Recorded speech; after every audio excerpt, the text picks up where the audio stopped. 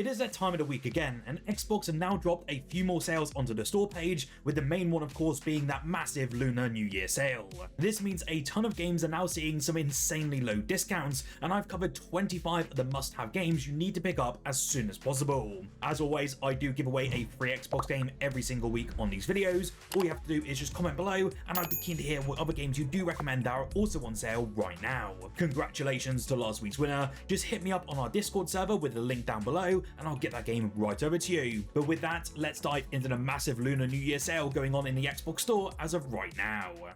There are deals, and then there's The Witcher 3 Complete Edition at just £7, and although the base game is also on sale for an absurd price point, I just had to include this version specifically as the DLC here is utterly incredible. This is an open world RPG that changed the standard for storytelling in general, and is still probably one of my favourite games of all time. It has everything from morally great quests, unforgettable characters, and every choice carving its own path through war-torn kingdoms. You will play of course as Geralt of Rivia, and you'll do all manner of monster hunting across Novigrad, Skellige and more, but also keeping your relationships in order and taking on the weird and wonderful quests whilst looking for Ciri. The world is honestly still the best aspect of the entire experience, and as I mentioned, the additional DLC also included the likes of Toussaint, which was utterly phenomenal as well. This is a game that just needs to be played, and there are even rumours of a brand new DLC coming sometime in the near future.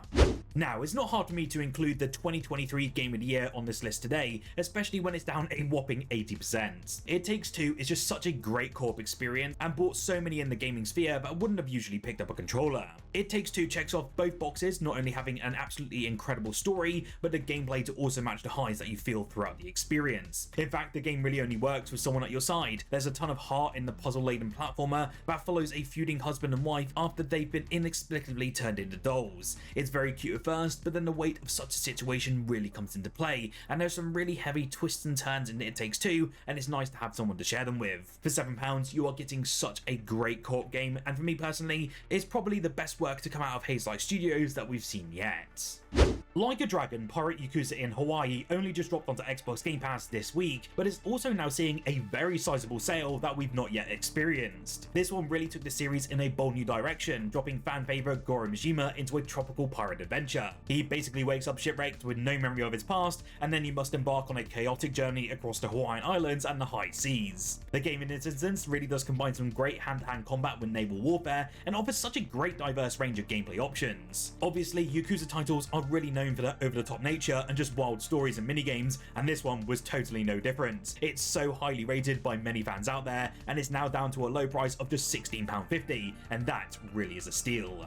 I played Cyberpunk 2077 on its launch over on Google Stadia, and compared to everyone else who had a shoddy time on your consoles, I had a very smooth experience and still managed to 100% the game in just over a week. And yes, I did take that week off work at the time, and I had an absolute blast. Still, even with all the changes, this game is definitely a worthwhile recommendation, and whilst I still prefer The Witcher out of the CD Projekt Red lineup of IPs, this transformation the game has undergone is utterly wild. There is no real need for me to explain what this game entails, as it's such an incredibly popular title these days, but to give you a rough idea, it is an open world RPG that has you playing as V in Night City. It may not have the most gripping or groundbreaking story or choices, but this one has some insane visuals, and the combat is also pretty fantastic. You even have the Phantom Liberty DLC, which is also available to purchase on sale for this week if you're interested, and both of them are real great times.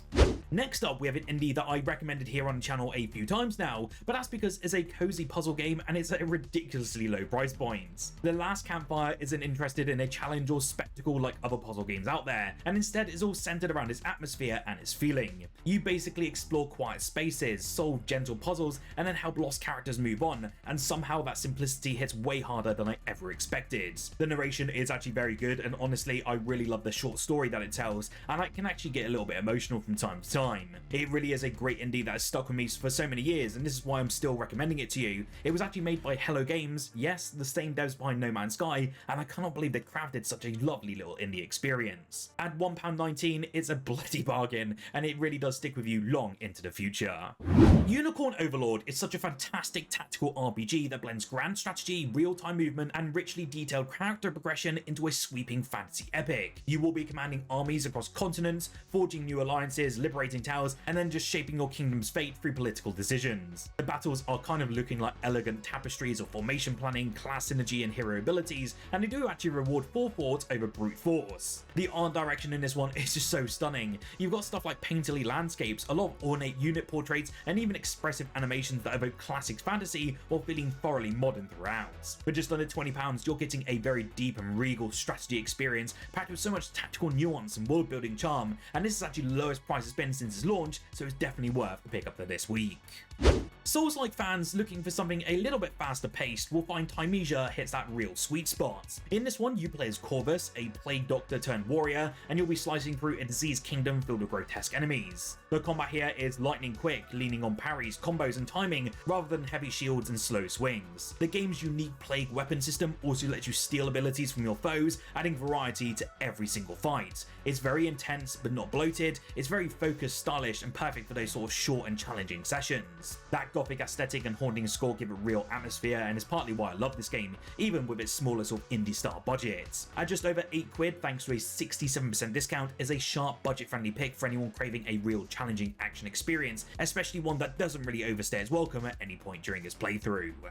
Isonzo has to be one of my favourite FPS games of this entire generation, and this one drops you into the rarely explored Italian front of World War I and offers a really great grounded tactical multiplayer shooter experience that values actually your teamwork over twitch reflexes. It's similar in vein to something like Hell Let Loose. Every match is a lot of gritty sort of tug and war of the trenches, and coordinating different assaults across these stunning alpine landscapes is pretty jaw-dropping from time to time. That focus on authenticity is remarkable, and if you do like games like I mentioned as Hell Let Loose or even Insurgency Sandstorm, then you're going to feel right at home with this one.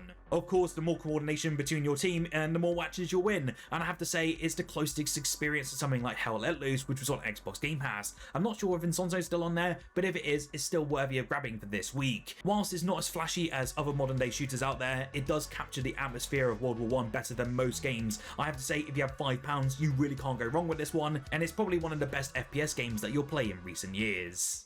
I don't know if any of you remember a game called CastleStorm. This one actually launched with the Xbox One all the way back in 2013, and at the time it was a really great tower defense game that I believe was given away as a Game of Gold title at the time as well. Well, out of nowhere, it's now on sale. You may be wondering why that's a surprise, and that's because the game hasn't actually been on sale in over 10 years. Yes, that long. To give you an idea of what this CastleStorm entails, it is what happens when someone mixes Angry Birds, tower defense, and light RPG elements, and then a dumb medieval comedy, and then actually ships it. You will build and customize your own castle, then spend the rest of the time destroying someone else's. It's actually insanely fun for such a unique premise, and I'm actually really surprised it never got an additional release, as I do remember this one was actually doing pretty well for a small indie title.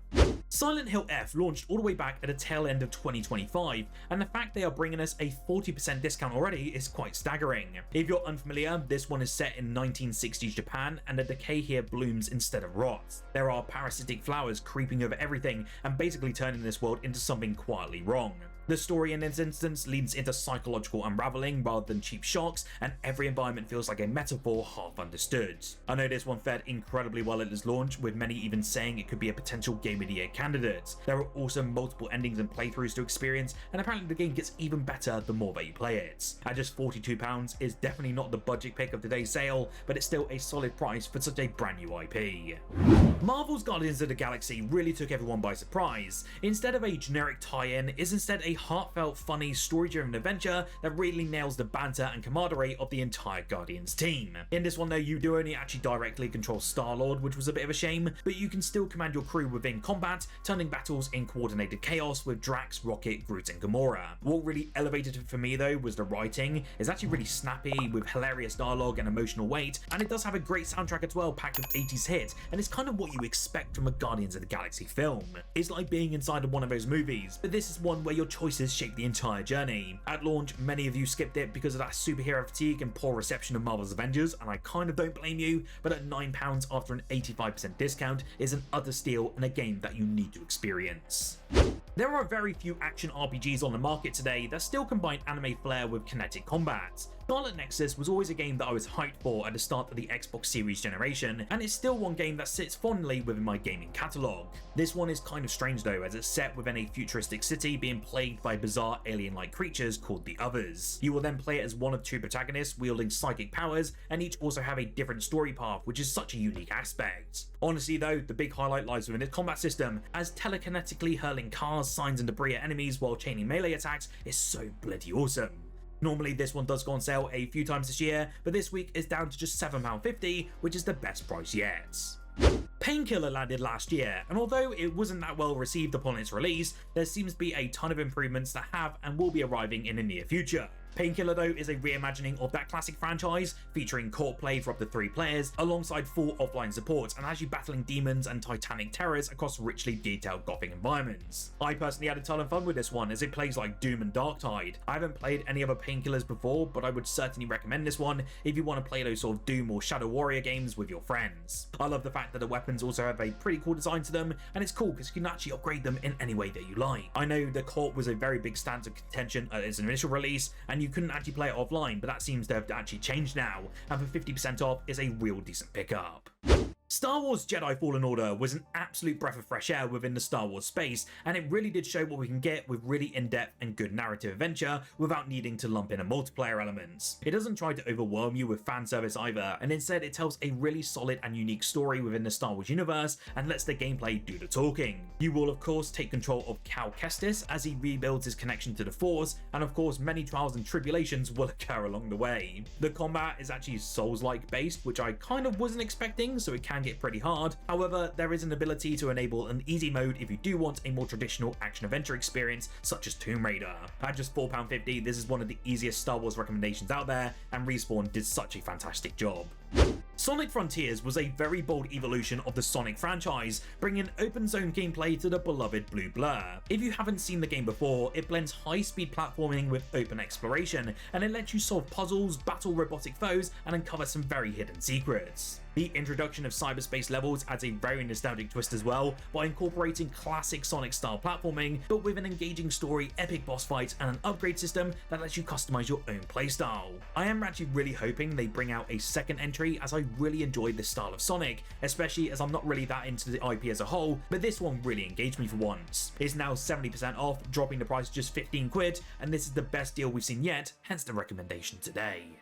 Warriors Abyss is a very different offshoot from the traditional Dynasty Warriors game franchise, and I actually spent quite a bit of time with this one last year. Somehow they managed to combine the fantastic roguelike known as Hades, but then mixed in Dynasty Warriors into it. You have this whole sort of 1 versus thousands gameplay and feel, but then with the one more round feeling of Hades. Additionally, they have actually added a truly staggering number of characters to play as and also customize, and they've even recently added in Ninja Gaiden characters, which is so bloomin' awesome. There are over 100 playable characters to see, which is awesome, and each of them come with their own movesets, abilities, and even combos. Honestly, you can spend countless hours playing this and still find new stuff to do. It's great, it still gets updates as well, and at just £12, this is a great price for hours upon hours of gameplay.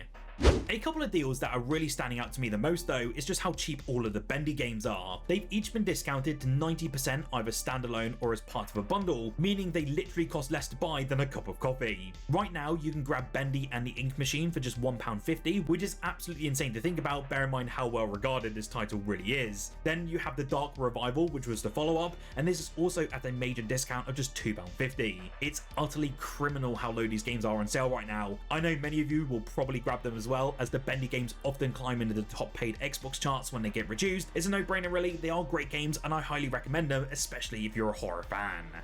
It was back in September of 2024 that we finally got news that the PS4 console exclusive known as Predator Hunting Grounds would actually be making its Xbox debut, and now it's just received its biggest Xbox discount to date. As part of this week's Xbox Game Pass discounts that went live a couple of days ago now, Predator Hunting Grounds is down to just £2.51 for the next 7 days, representing an 85% discount on its usual price in most regions. For those of you who haven't come across it before, it's a 4 versus 1 asymmetrical multiplayer shooter in which 4 players will work together as a fire team versus another who plays as the Predator. The idea for the team is to complete challenges and ultimately escape, while the Predator needs to stalk and take out their prey. It's a really good game, and I'm not sure how populated it is these days, but at that price point I do suspect the player numbers will be larger than usual. Void Crew landed onto Xbox in the latter part of last year, bringing in its chaotic co-op roguelike action to our consoles. This one has up to 4 players banding together as cloned warriors, each handling essential roles like piloting, gunning, repairing, or just scavenging while navigating treacherous space. Every mission then throws something new your way, so you will come across some unexpected hazards, brutal enemies, and colossal bosses that demand fast thinking and trust within your crew. The sinister Hollow aren't going to be your only challenge either, as just keeping that starship intact while you're under fire is a constant battle, with upgrades and resource management happening right in the middle of the action. Between dodging enemy barrages, patching holes, and scrambling for supplies, there's never going to be a calm moment. This one has been widely praised across every single platform since its release, and you can grab it this week for a low price of just £16.24. This next game has been on my wishlist now for just over a year, and I was always deterred by the negative reviews. Now that it's deeply discounted, I figure I might as well try it, and I was actually pleasantly surprised by Gangs of Sherwood. To me, this one has a great theme, some good overall presentation, but definitely don't go into it expecting some AAA level polish. The combat is pretty basic, but it does get more fun as you unlock more abilities, and that was welcome because those early levels will get tiresome. There are also some good character variety and skill progression, and if I can give you one tip upon picking it up, Prior Tuck is absolutely OP. This is a good buy for solo action players who are looking for a fun, old school hack and slash adventure with a pretty cool twist on that Robin Hood story. It's still a massive 80% down at the moment, and it's not really a large price point, especially if you just want to dive into it and try it out for yourself. We finally got the chance to rip and tear again in 2025 as Doom the Dark Ages arrived onto our Xbox, and although it's still not considered one of the best in a new trilogy of Doom games, it still surpassed over 4 million players since its launch, and it was an excellent first-person action romp in the shoes of the Doomslayer. I've actually been really enjoying myself with this one, but I do miss the parkouring elements and fast pace of Eternal, but then again, not having to really manage an ammo count is utterly incredible. The new abilities such as the shield alongside the mech and flying segments were pretty fun, and I did enjoy that id Software included more this time in terms of the story. If you haven't yet played it, you need to right now, especially as the game is down a staggering 67% off in this Lunar sale, and it brings the price down to just over 20 quid. At just £1.62, Roki is a rare kind of indie adventure that quietly delivers one of the most heartfelt narratives I've played in years. It's inspired by Scandinavian folklore, but it follows a young girl named Tove who then embarks on a dreamlike journey through snow-covered mountains and mystical forests to save her brother. The game's tone is very delicate and respectful. I love that I explore themes of grief and healing through puzzle solving and gentle exploration. What I really love most with my time with this one is how Roki uses its stunning art style not just for visual appeal, but also to build that emotional weight. The hand-drawn visuals, haunting score, and silent moments all come together to create such a fairy tale that feels both timeless and grounded. With a 90% discount, this is a quiet masterpiece you certainly don't want to overlook in this New Year sale. It was great to see Silent Hill 2 finally arrive onto our Xbox consoles, and this new Lunar sale is already bringing us a huge 50% off, and that makes it only £27.50. This is actually a lower price than the discounted version on the Steam store right now, and that's incredibly rare to see a console version at a lower price than PC. I know many were nervous to play this game at first, as the original Silent Hill 2 game is still a favourite amongst many out there, and it holds a special place in many hearts. Saying that, the team over at Blooper did a fantastic job with this remake, and everything has been nailed from that oppressive atmosphere, the grotesque enemies, and even the audio and visual fidelity. It runs insanely well on both the Xbox Series consoles, and I highly recommend you grab it if you're a horror fan.